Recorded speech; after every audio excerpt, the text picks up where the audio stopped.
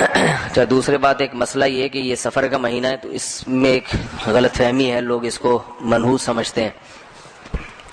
یہ بھی وہمی ہونے کی دلیل ہے انسان کے. جس چیز کے منحوس ہونے کی کوئی شریعت میں دلیل نہیں ہے، نہ کوئی اس کی سائنٹیفک دلیل ہے نہ شریعت کی.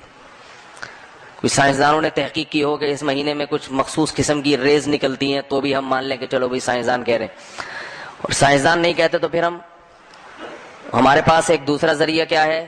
پیغمبر کی بات، بلکہ وہ پہلا ذریعہ ہے.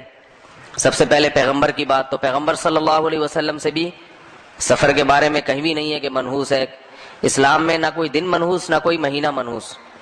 برکت والے دن تو ہیں جن میں اضافی برکتیں ہیں، نحوست کسی دن میں نہیں ہے. تو اس لیے اس مہینے کو منحوس سمجھنا یہ بدعت ہے، غلط ہے. اور یاد رکھے جو آدمی وہمی ہوتا ہے اللہ کے معاملات پھر اس کے ساتھ ایسے ہی ہوتے ہیں. تو اس لیے ایک دفعہ ہمت کریں کہ اس مہینے کو منحوس سمجھنا چھوڑ دیں. شیعہ لوگ اس مہینے کو منحوس سمجھتے ہیں، محرم میں بھی شادی نہیں کرتے، سفر میں بھی نہیں. تو ان کو سمجھنے دیں، کیونکہ ان کا مسلک ہے یہ. اس زمانے میں انسان نہ اپنے مسلک کو چھوڑے نہ دوسرے کے مسلک کو چھیڑے، نہ ان سے بحث مباحثہ کریں. ان کا مذہب ہے، اگر اس پہ مطمئن ہے تو ٹھیک ہے، ان کو چلنے دیں. آپ سنی ہیں، دیکھو ابھی آپ نے نماز پڑھی شیعہ کے طریقے سے، سنی کے طریقے سے. سنی کے طریقے سے امام بارگاہوں میں جو جمعے کی نمازیں ہوئی شیعہ لوگوں نے پڑھی، وہ کس طریقے سے؟ شیعہ والے طریقے سے. تو آپ نے کوئی جا کے ان کو پریشان کیا کہ یہ تم کیوں کر رہے ہو؟ وہ اس لیے کہ بھائی وہ ان کا مسلک ہے، ایسے ہی کر لیں دے. آپ کا مذہب جیسے تھا آپ نے ایسے پڑھ لی. تو صرف نماز میں نہیں، باقی چیزوں میں بھی ہونا چاہیے.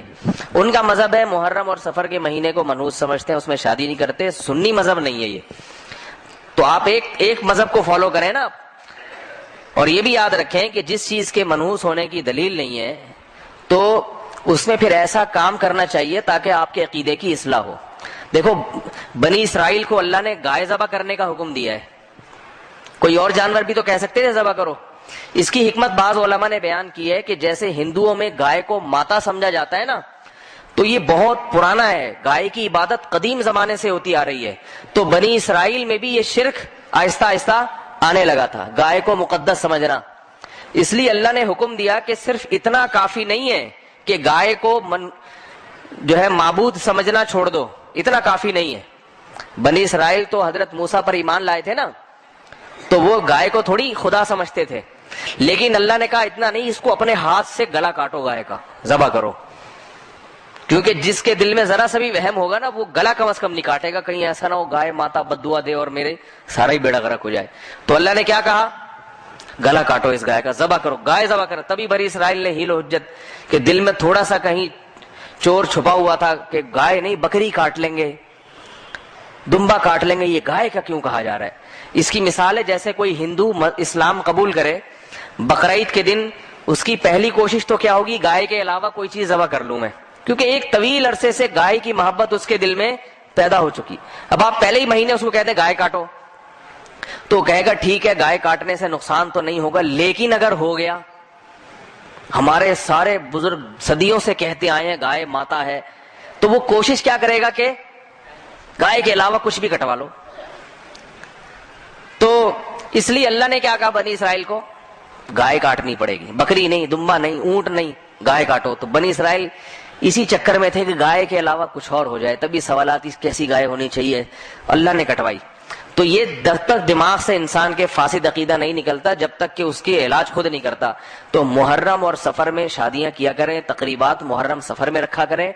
اس سے آپ کے دماغ میں یہ جو خناس بھرا ہوا ہے نا کہ یہ منحوس ہے، یہ دماغ سے نکل جائے گا.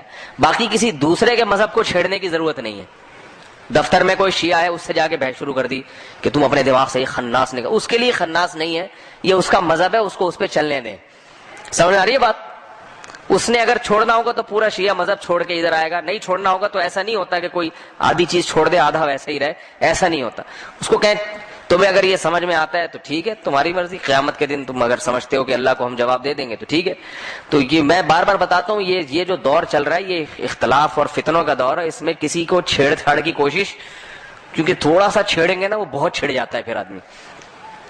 کسی کو ذرا سا آپ نے اگر یوں کر کے ابھی چھیڑ کے دیکھیں کسی نمازی کو باہر، ذرا سا چھیڑیں گے پھر دیکھیں وہ آگے سے ہاتھا پائی، تو وہ افورڈ نہیں کر پاتا آدمی. پھر تھوڑا بھی نہ چھیڑے، اپنے کام سے کام رکھیں. جو آپ سے ہدایت لینے کے لیے آ رہا ہے، جیسے آپ لوگ تو خود مجھ سے یہاں آئے ہیں نا سیکھنے کے لیے، بیان سننے کے لیے، تو میں پھر آپ کو بتا رہا ہوں. کبھی ایسا نہیں ہوتا آپ کے گھر جا کے میں نے آپ کو خود سے چھیڑا ہو کہ یہ سفر میں شادی کیوں نہیں کر رکھی، اتنی ربیع الاول کی ڈیٹ کیوں لی ہے بچی کی آپ نے. جب میں نے آپ کو بیان میں سمجھایا تھا کہ سفر منحوس نہیں ہے، تو پھر ربیع الاول تک چھلانگ لگانے کی کیا ضرورت تھی؟ کبھی آیا کسی کو؟ بھائی پھر جو آپ ربیع الاول میں کریں، آپ کریں ہی نہیں سرے سے شادی، ساری زندگی کماتے رہیں، ہماری صحت پہ کوئی اثر نہیں پڑتا. صحیح ہے نا؟ تو چھیڑ چھاڑ کا زمانہ نہیں ہے.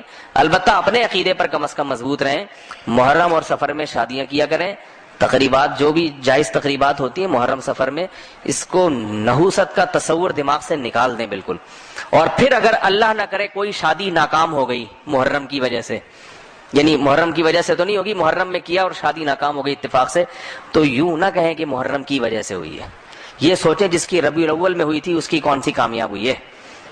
آج کل کہاں شادیاں کامیاب ہو رہی ہیں. شادی کامیاب کرنے کے لیے محرم سفر کی بات نہیں ہوتی، اس کے لیے میاں بیوی میں میچنگ اور دونوں کی ماں باپ نے کیا تربیت کی ہے، کیسے، یہ ساری چیزوں کا دخل ہوتا ہے. اس کا محرم یا سفر سے کوئی تعلق نہیں ہے.